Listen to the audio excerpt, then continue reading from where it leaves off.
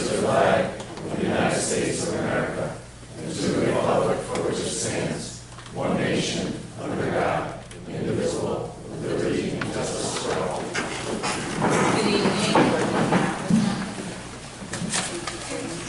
At this time is our public input on agenda and non-agenda items. I welcome any members of the audience to speak at this time. Hello. Please state your name and where you're from. Yeah. Hello. Okay. My name is Cheyenne Cornelius. Excuse me, it's really cold in here. So I'm just going to tell you about some things that I have concerns about. I have two daughters who attend Troy High School, and they participate in several sports programs. While attending the games, I have noticed favoritism, division, not much sportsmanship, and unfairness. My daughter's on the volleyball varsity team. I'm always at the games, and my daughter rarely gets in the game. Other players are not utilized as well. These girls are being told that if they ask why, they get no play time. To keep working on it, still no play time. That because star players are doing their job, that there's no need to sub players out. These girls have no one to help them because the coaches have the only say-so. I have voiced my concerns with school staff and nothing has changed. As providers and guiders, we are supposed to be as fair as we can be in the development of these young teens. We should be building them up and not breaking them down. Being a part of a team is supposed to build their character, problem solving, leadership, effective communication skills, support, and inclusivity. Change must be made. Thank you. Thank you. Can you please give your name to Teresa at the end of the table? Go to her. Yes. Thank you. Is there anyone else that would like to speak?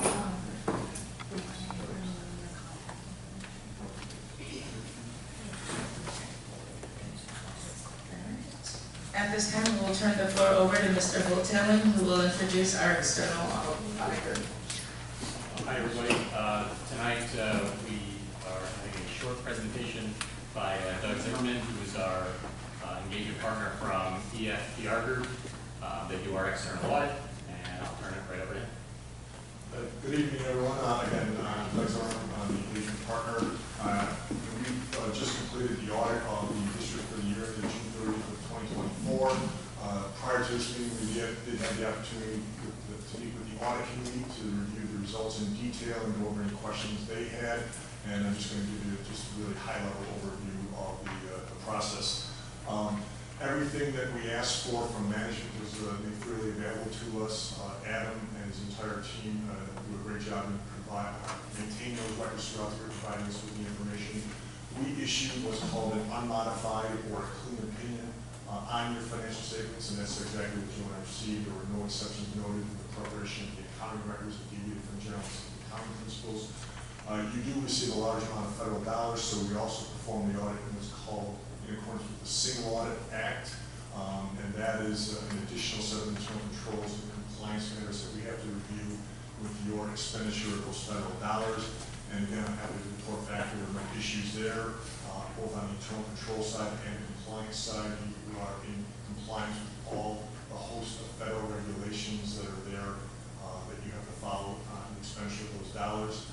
And then we also do the audit in accordance with what's called government auditing standards, which is another set of rules and regulations that you're required to follow.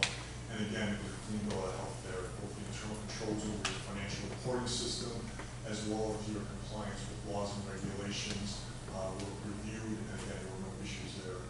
The district's in very sound financial condition. New York State has a requirement that districts have no more than 4% of unassigned fund balance, and you're right at that 4% level. You've got very healthy reserves, and so again, it was a very clean bill of health, and I'd certainly be happy to answer any questions anyone has. Again, we did review it in detail with the audit committee. Thank you so much. Great job. Any questions? I will say the full external audit is linked on your agenda, so it's about 70 or 80 pages. If you have any questions, feel free to reach out. Thank you. Thank you very much. All right. Motion on the floor for approval of minutes, October 16th, 2024. Second. Discussion. All those in favor? Aye. Opposed? Superintendent recommendation, human resources, staff matters, unclassified and classified. Under unclassified, motion on the floor for consent agenda items 1 through 13. Second. Discussion. All those in favor? Aye. Opposed? Under classified, motion on the floor for consent agenda items 1 through 8. Second. Discussion. All those in favor? Aye. Opposed? Under superintendent recommendation programs, motion on the floor for consent agenda items 1 through 5. Second. Discussion. All those in favor? Aye. Opposed? Superintendent recommendations, business finance, motion on the floor for consent agenda items 1 and 2.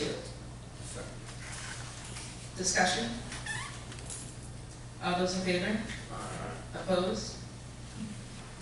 Okay, so our special vote will be December 3rd, 2024. Motion on the floor for consent agenda items 1 through 4. Second. Discussion. All those in favor? Aye. Opposed? Okay, so our district announcements, our future BOE meetings will take place at 6 p.m. On November 20th, we will be at School 2, and then back here on December 4th.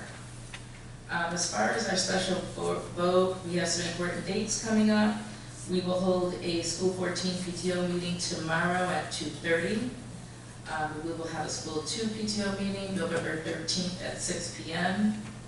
On November 16th, on School 16's PTA meeting will be November 13th at 6:30 p.m. So School 2 and 16 on the same day. We'll have a personal registration day, November 18th at School 12 between noon and 4.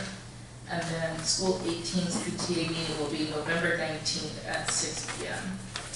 We will also meet with the Booster Club for the Troy Middle School PTO, November 19th at 6:30 here in the library.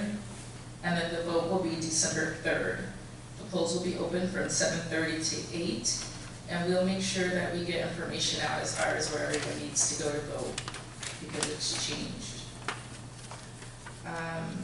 Under good news, Carroll Hills Rowing Club once again competed in the Just Run track meet. We're so thankful to Ms. Crystal, Ms. Flowers, and Mr. Wallen for overseeing this club. This Friday and Saturday, the Troy High School Drama Club presents The Play That Goes Wrong. The doors will open at 7. The show starts at 7:30. Tickets are $10 for adults and $5 for students. And then on November 22nd and 23rd, the Troy Middle School Drama Club presents Annie Jr. Congratulations to our 9 athletes named Colonial Council All-Stars for the fall season. Under girls soccer, we had Rosie Sanchez, who was on the first team, Emery Kettle Tucky on the second team, and Alana Spence for honorable mention. Under boys soccer, we had Kyle Manning, second team. Golf, we had Joey Degman, second team, and Kane Bien, third team. Under volleyball, we had Haley Guerin, setter of the year, Addison Harkins, second team, and Akila Walker and Ayla Rio for honorable mention. Very nice. Any other good news? You want to call people out there like you does? No.